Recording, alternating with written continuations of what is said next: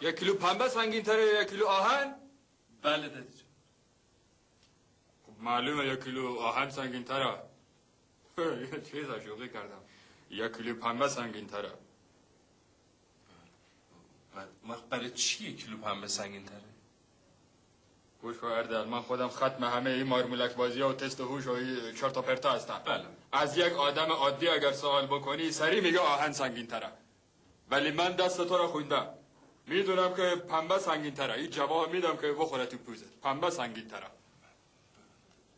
دادی جان من سوالمو ببینین یه دفعه دیگه تکرار میکنم.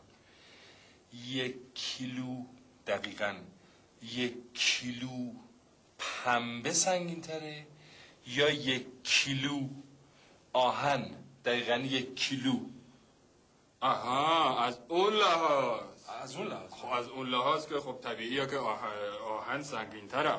من چه؟ آهن سنگین تر است. خب برای چی 1 کیلو آهن سنگین تره؟